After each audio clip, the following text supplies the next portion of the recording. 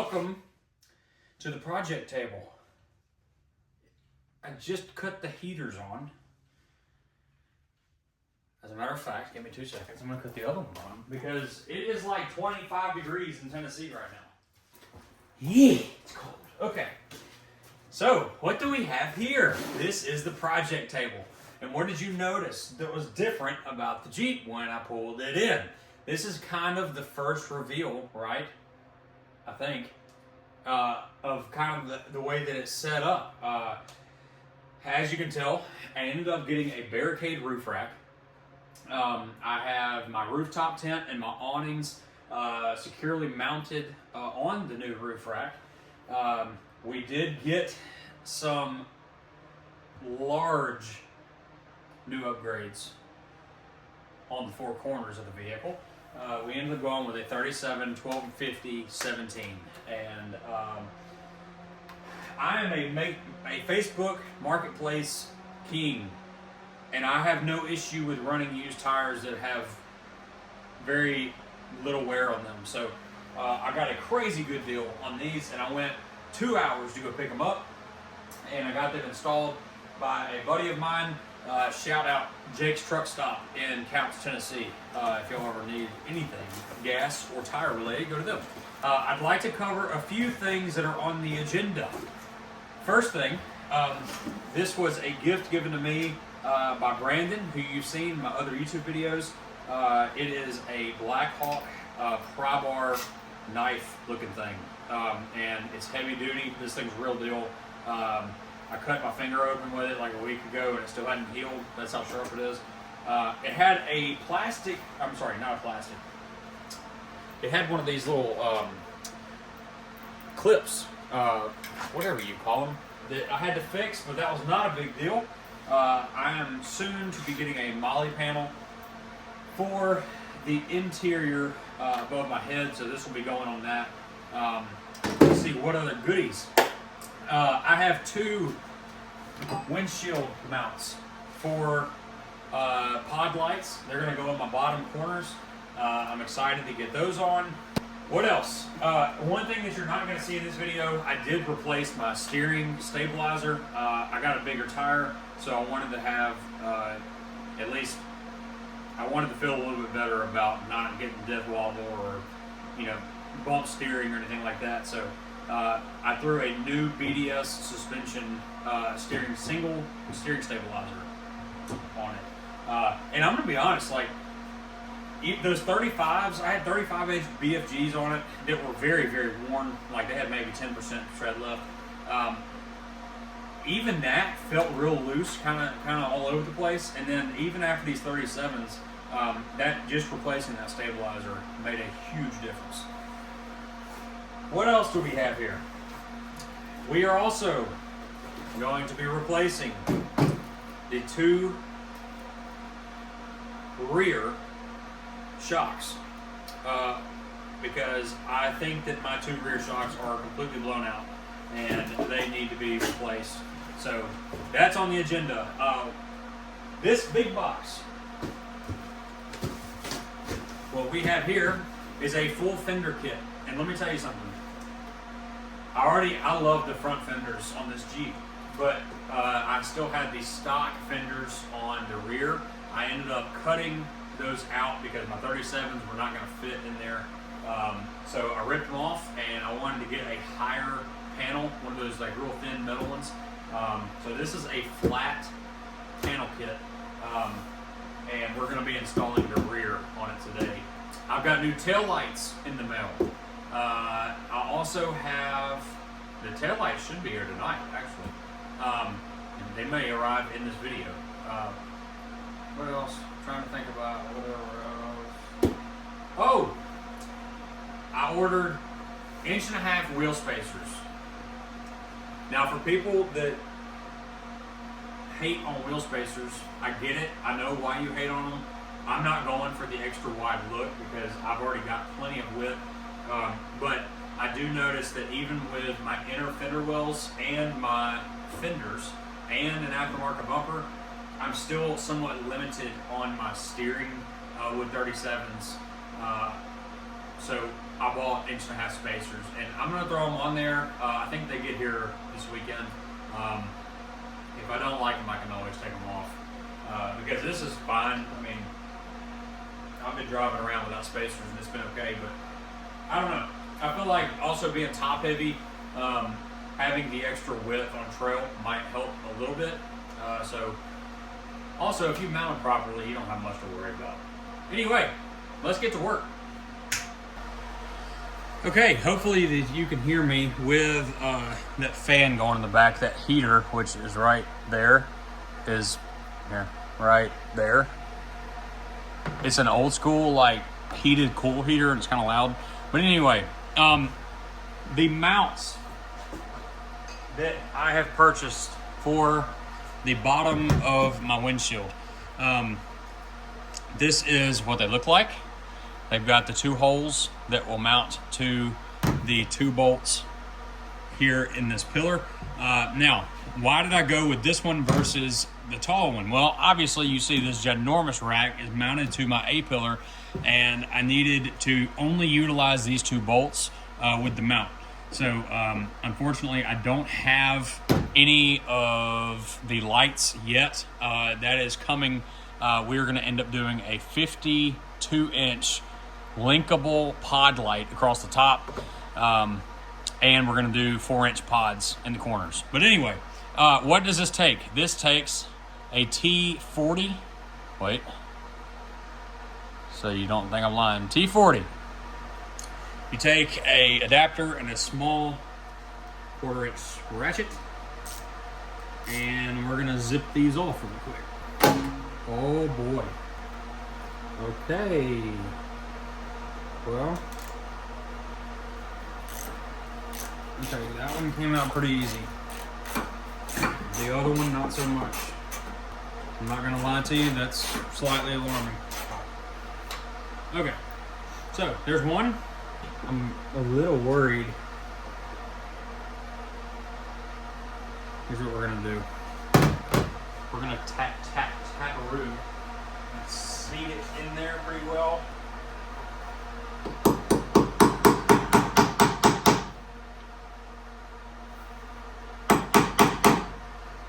Well, we're gonna see.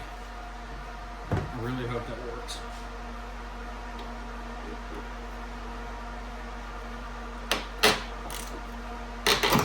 Ah! I don't know if this bolt is broken. I don't know. Something ain't right.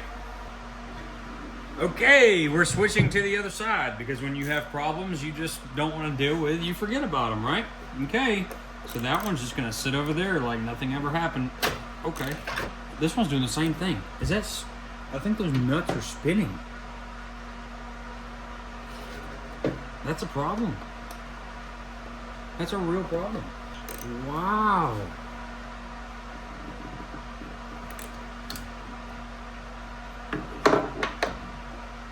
Huh.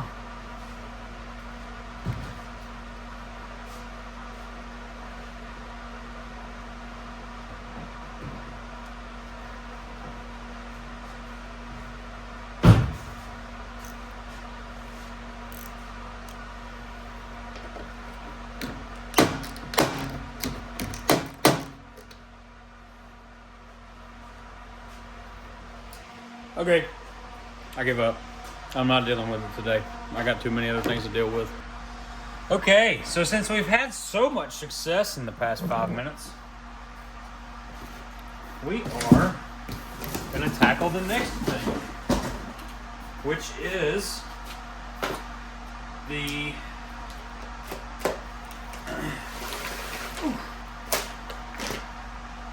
new fenders for the rear. So I believe, I don't know why, but these things feel enormous. Okay, I bet that's a front. But that's front. And these are the rear. Okay. I'm not gonna lie to you. These pretty. What are you licking? Hey. What are you licking? They're gross.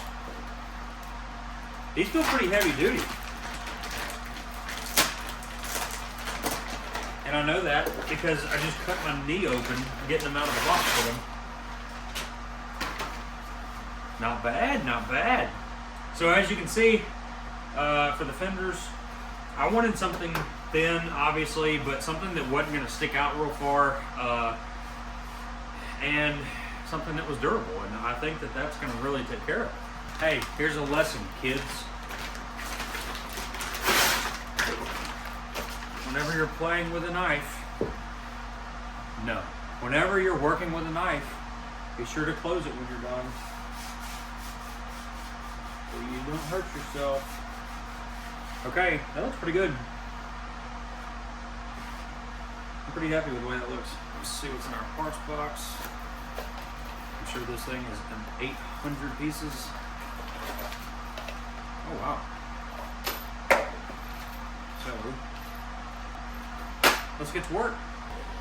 So as you can tell, the Jeep is really clean, so I really shouldn't even have to do this, but I'm going to anyway, because it can never be too clean, right? So, that off. And might I mention, just to prove to everybody that this Jeep is not perfect, I've got a rust spot here, a rust spot here, and honestly, that's less than I thought I was going to have. I don't have any rust in the wheel well, but these little panels, they're going to have to be addressed at some point. I forgot to just show what I was using. This is called LA's Totally Awesome. You get it at the dollar store, I think Dollar Tree, Dollar General. It's $1 a bottle, and it's kind of like Goo Gone. Like it, you literally can use it on anything, and it cleans very well. It's awesome, actually. Machinery, typewriters, presses, floors, equipment, cement, furniture, glass, degreasing, door frames, paint on pans, cloth, vinyl, chrome, motors, headliners, door panels, convertible tops, rust, road tar, oxidation, carpeting, brake dust. I mean, it literally does everything. Get you some. It's $1, and they sell it by the gallon too. I think the gallon of it's like $1.50. These are $1 a piece, so go buy one of these, keep the spray bottle, and then just keep buying the gallons. And it's $1.50 for a gallon of it. Lasts you forever. It's awesome.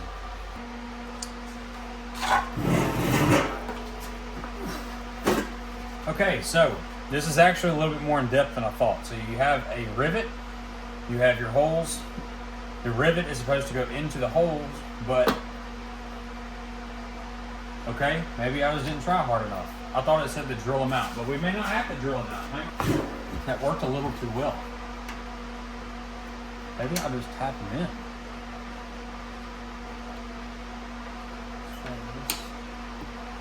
No, okay. That worked. That worked. That worked.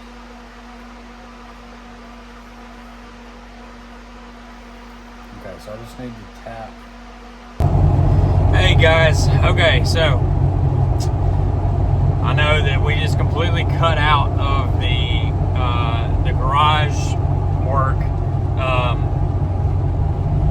and I'm sorry it's loud. I'm on the road, and I'll tell you why I'm on the road. But first, let me say this: I ran out of iCloud storage, and my video cut off, and I didn't know that it cut off until after I had already spent 45 minutes talking to myself about getting these rivets into the side of my Jeep for the wheel wells.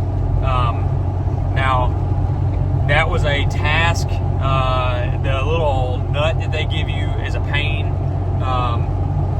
There's a cop. I need to act like I'm not doing anything. Anyway, so the little rivets, they come with a nut that tightens the rivet to the fender.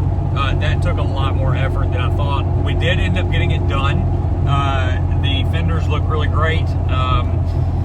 The next project that I didn't get to film, obviously, because it ran out of service, or not service, but storage. There's another cop. Whoa. about this guy? It's another hot shot truck. What in the world? Anyway, the shocks, the front shocks, I was really wanting to get those on, and you know, after I got those fenders on, I got a couple of hours that I had, and I quickly realized that I got into a project that I probably should have waited until I had more time for. I ended up having to cut out the old shocks. Both of the mounting brackets, or the mounting ends of the shock, were completely rusted, cross-threaded. Everything that you can think of to keep it in there, it was in there. So we ended up cutting them out, and we did get the new shocks on, and I can already tell, honestly, there's a substantial difference in the way that the Jeep rides. It's not quite as gushy, I guess, and the steering wheel is definitely a little bit more stable, especially adding the steering stabilizer with it. So that worked out. And again, I hope that y'all can hear me okay. I'm on the road and it's kind of nasty. But here is kind of a cool little short story. Many people that watch YouTube Overland content has probably seen Ozark Overland Adventures with Matt and Kara, and that's actually, they really got me into it, and I have met him at the Moore Expo. Super great people.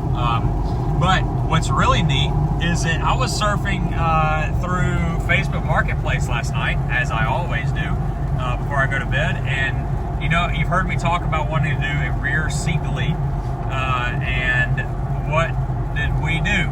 We found a rear seat delete.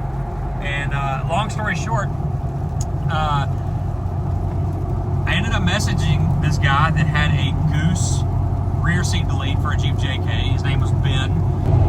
Okay, sorry, I got tired of holding the phone up and trying to drive at the same time. But anyway, so Ben from Ozark Overland Adventures, he has been in a lot of Matt's videos. Y'all have seen him driving the maroon Jeepjk. He's got the Alu-cab rooftop tent. It's just a really cool looking Jeep, and as soon as he sent me a picture of the Jeep, I recognized it immediately. I was like, no way, do you know Matt? And he's like, that's me, I'm Sendit Ben. I was like, oh my gosh. So I had to fangirl a little bit because I was like, I've watched this guy on so many YouTube videos. And so anyway, we're on the way right now to Alabama. I'm meeting up with Ben, and I'm going to be purchasing his Goose rear seat delete. There he goes. That is Ben from Switchback Off-Road, and he just hooked me up with a Goose rear seat delete, and I am pumped about it. If you don't already, I will put somewhere in here, probably in the description, I'm going to put a link to his page, Switchback Off-Road. He is the coolest dude. He and his wife are great people, very, very nice. Certainly worth driving down here and meeting up with him. But we're going to go home and see if we can get this seat delete in. But thanks, Ben. Appreciate it, man. We'll hope to see you on the trail soon. Well, guys, we are headed out of Alabama. We are headed back home. The weather's getting nasty. We've got some snow days coming this weekend, so it'll give us some time to work on a few of our projects, including the seat delete that we just got. So this will be the end of this video. Guys, as always, really thank you for the support.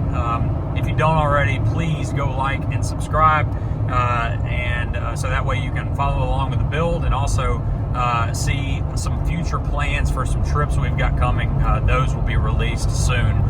We've got some really cool, like, cinematic films that are coming, Overland films. So anyway, y'all have a blessed day, blessed week. We'll see you all in the next video.